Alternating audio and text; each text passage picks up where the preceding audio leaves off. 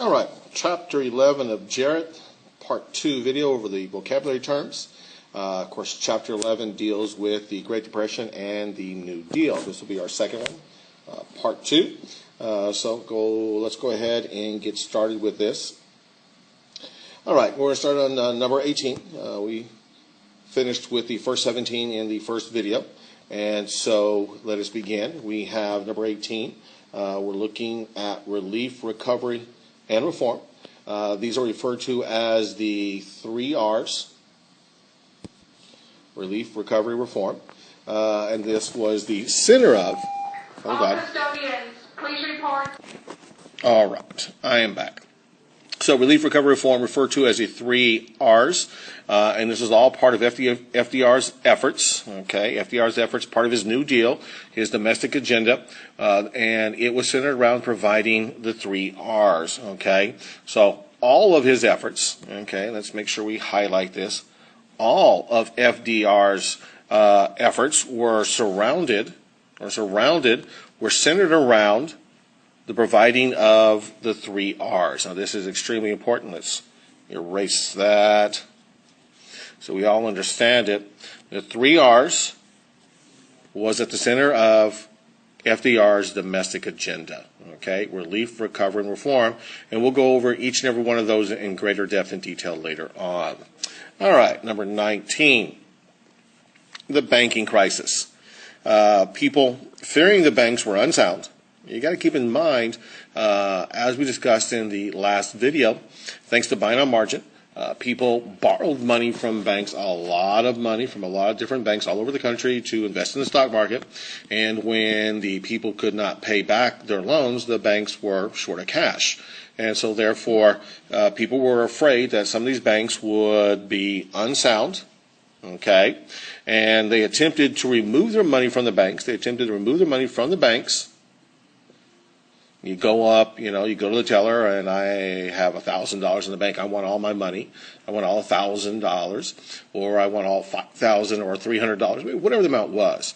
And so this created a run on the banks. People were afraid that the banks would be unsound because of all the problems that they had due to the stock market collapsing. So people wanted to remove their money from the banks, and this created a shortage of cash that was in circulation. Now, for those banks who didn't have the cash, for those banks who had loaned out more money than they really could afford to and didn't get the money back because, again, the people didn't have any money to pay back the banks for their loans, those banks would have to close.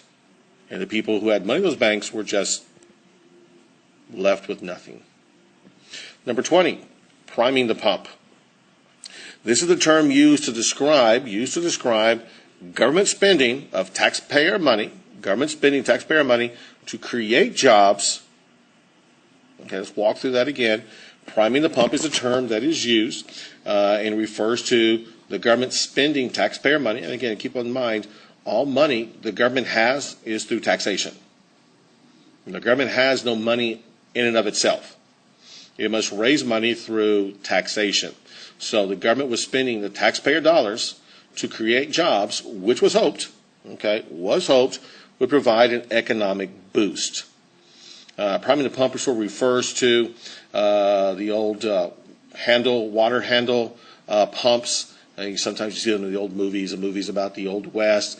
You have a little pump handle in your kitchen or outside, and you start pumping it up and down a few times. That sort of primes it, and next thing you know, water starts flowing out. That's kind of the concept here.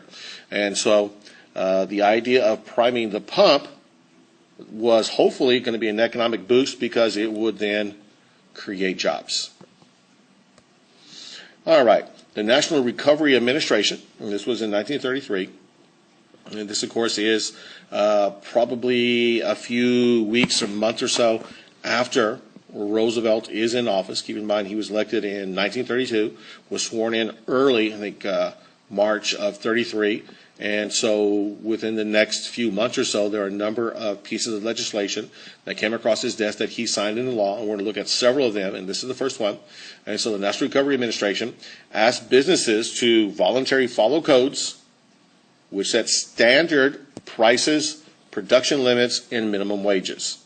And so the government is asking businesses to voluntarily set standard prices, production limits, minimum wages. So, government is asking the people, the business owners, to set standard prices so everybody will sell the same good at the same price. They would then ask the businesses to limit production to keep surplus down, to keep the supply down, which should keep prices higher, and then to set minimum wages. All this was designed to create an environment which would lead to the creation of jobs. Our last one on this page, the Agricultural Adjustment Act, known as the AAA, and all of the laws, well, most of the laws passed by the Roosevelt administration are known as the alphabet agencies, the NRA, the AAA, the CWA, the TVA, CCC. There's a number of them we're going to go into, and they often are only referred to by the letters of each word, in this case the AAA, Agricultural Adjustment Act. In the first AAA, the government paid farmers to plant less, which they hoped would increase prices. Again, supply and demand. If there's less of a supply, prices tend to go up, all things being equal. Unfortunately for the Roosevelt administration, it was ruled to be unconstitutional. Okay? So the government paid farmers to plant less, which would increase prices. The law was challenged in the courts, and the Supreme Court ruled that the AAA, the first AAA, was unconstitutional. Okay, so the first AAA is unconstitutional. Now we go to the second AAA, the second Agricultural Adjustment Act. It succeeded in raising farm prices. Okay, it was successful. How did it do so? Well, the government bought farm surpluses. The government, using taxpayer dollars, would go to farmers and buy their surpluses. What they could not sell, the government purchased. And then the idea was to store those goods, wheat, cotton, whatever the case may be, until prices went up. Now, again, this is, it is, okay? It is what it is. In some ways it is brilliant. In some ways it's just absolutely stupid. It is stupid for the government to be spending that money in that way, particularly in an economic slowdown. We're in the middle of the Great Depression. There's no money. The money's all gone, okay? And how that is, we'll talk about later on. I mean, how does, you just don't lose money. But we'll talk about how that occurs in a little bit, or a little bit later on. But there is no money. No one really has any cash. And so the government is raising taxes in some cases, and now the government is buying farm surpluses. The government is taking the money from people, buying surpluses, because the farmers have overproduced. No one is buying their goods, or not as many people are buying as much of their goods as before. And so the government is buying them and storing those goods until the prices go up. So in a sense, it is a good thing because it's helping farmers. In another sense, it's kind of a waste of taxpayer dollars, and the money could be spent other ways, could be spent better. Okay, let us go to our next page. Here we are looking at a few more of the, here we are, I'm sorry, I was kicked off there for a moment. We're looking at a few more of the alphabet agencies of the Roosevelt administration, the FDR administration. Number 23 is the CCC, let me get that out of the way. There we go, sorry. The Civilian Conservation Corps, okay, 1933. Again, this took place shortly after Roosevelt is inaugurated. This is arguably one of the, if not the most successful program of the FDR administration. And what it did was give jobs to young men, particularly from back east, New York, Philadelphia, Boston, those urban areas. They were transported out west of the Mississippi, and they would plant trees, clean up forests. They did other things, of course, build roads and that kind of stuff. The idea was to take these young men from back east, send them out west. They would live in government housing. They receive free food. and a part of their salary, half of it, was sent home to their parents. Now, it's assumed very few of them were married. We're looking at about 18 to 25 or so year olds. They got paid $30 a month, half of which would go home to their parents. They would keep the other half. So the CCC gave jobs to young men, and primarily they planted trees and cleared up forests. Now, again, they did some other things, made roads, cut down trees, those kinds of things. Again, it was a relatively successful program. Millions of young men took advantage of this program. And again, this program, like so many of the FDR New Deal programs, had a number of flaws. The first one is, well, simply put, it didn't create long-term, good-paying jobs. This is a short-term, kind of not very good paying job. I mean, $30 a month, even in the 1930s, is not a lot. It's more than what they were making. Don't get me wrong. Something's better than nothing. But they really weren't taught skills. What you need in this type of economic slowdown is you need good-paying jobs. You need skills. And the individuals we're talking about were unskilled. And so instead of providing them with some training, we essentially moved them out west. And of course, what do we have to do? Well, okay, let's clean this up a little bit. So we can go back and take a quick look at this. So what do we do? Well, we gave them housing. So we had to build places for them to live. They received free food. So the housing, the food was paid for by the government. Now, again, these people, these young men, 18 to 25, and there were millions of them who participated in this. I believe the average stay in the CCC was about 6 months. So after that 6 month period of time, okay, you got a place to stay out west. You got some exercise. You got outside, got some sun, got a little bit of a tan. Yay. And then you ate, probably pretty well. But 6 months is only $180. A year is only $360. I mean, that's not really going to help you very long term.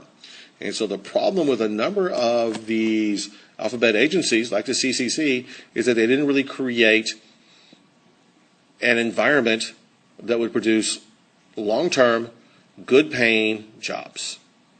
Okay, let's move on. Number 24, Federal Emergency Relief Act, again, also in 33. This funded state and local governments to provide emergency relief and enabled millions of people to be hired on make-work projects. Now, essentially what this means is the government would hire people to go out and do things like pick up garbage on the side of the street, these make-work projects. To give you an idea, something you're familiar with, teachers absent, leaves behind a couple of pages of work for you to do from the book, which I do myself. That is an example of make work.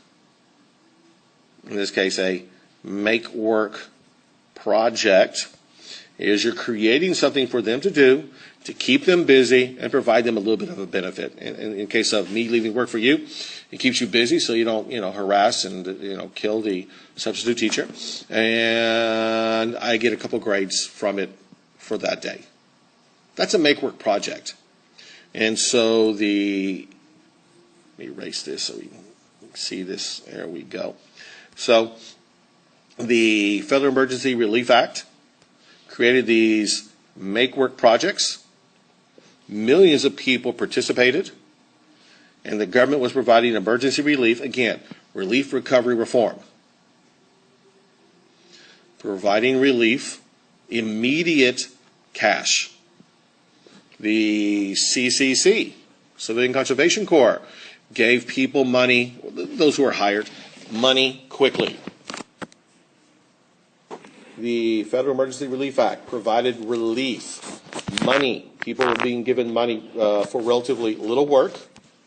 I'm sure it was hard work. I mean, some of this work I'm sure was out in the hot sun, collecting trash on the side of the road, any number of things like that. But again, Relief, recovery, reform. Relief, providing direct, quick monetary assistance. Okay, let us go to number 25. The Public Works Administration, the PWA, in 1933 as well.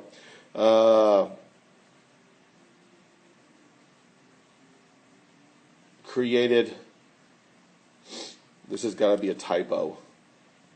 I'm not sure what that refers to. Created jobs by building public projects such as schools, roads, courts, that would be courthouses, and post offices and bridges. So again, we're looking at work that needed to be done. Did we need schools and roads and courthouses and post offices and bridges being built? Yeah, we did. Did the people who worked on these projects really gain skills for long term? A few of them may have, but a lot of them did not. It was just make work. Okay, so as a result of the PWA, we had a large number of schools built across the country, roads connecting urban and rural areas. Courthouses were built. A lot of them still in usage today. Post offices, same thing. A lot of them still in work today. Same thing with the bridges. Was it something that needed to be done? Yes. Is it something the government should be doing? Probably.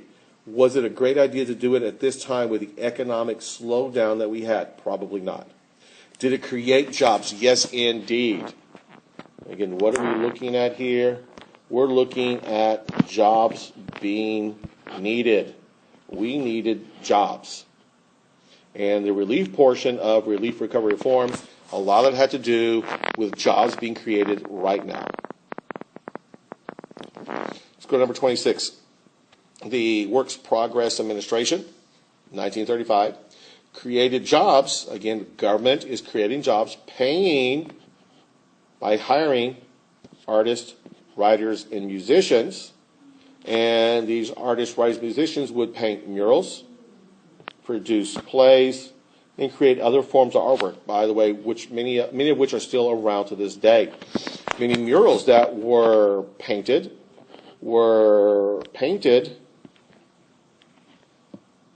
in the courthouses. Many of them were painted in schools. Many of those murals that were painted by the artists who were hired by the government as a result of the Works Progress Administration, many of them who painted those murals would go into post offices. You still see them. Writers wrote books extolling, expressing the virtue of hard work. Musicians would write music, put together musicals, write songs that would talk about how great the WPA is or how great America is. Again, on and on and on. Artwork is being created because jobs are being created. Artists, writers, musicians are being hired by the federal government. Number 27, Federal Deposit Insurance Corporation. One result of the run on the banks, which we talked about in the previous slide, people beginning to pull their money out of the banks because they were afraid that the bank would not have enough money, would not have enough money so they can get all their money out. So there was a run on the bank, and if a bank ran out of cash, it closed. One result of that was the FDIC. This ensured bank deposits up to a certain dollar amount. I believe that dollar amount today is, oh my gosh, $250,000 or more. I think at one time it started about 60,000, and it's gone up. It may be more than that. I remember not too long ago I was having a conversation with someone, and they said, it was up to $250,000. Now that may be wrong, but you get the idea. So if you have $250,000 in the bank, and the bank owner steals everybody's money, the government will reimburse you if your bank is FDIC, and they all pretty much have to be. If your bank is FDIC and the deposits are insured, then the government will reimburse you your money, again, up to a certain dollar amount, which I believe is $250,000, so people would not lose their savings in case of a bank failure.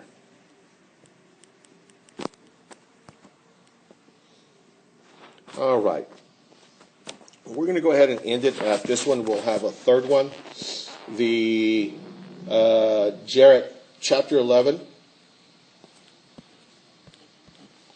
And this is part 2 is over. We will finish the vocabulary terms. I believe we have another 15 or 16 terms, another 3 slides or something like that, 3 or 4 slides. We'll finish it up in part 3, but this was Jarrett chapter 11, part 2. We're going to go ahead and finish it. We're a little over 20 minutes, and again, I want to keep these around 20 minutes as much as possible. So we'll finish it this time, and we'll have a third one soon.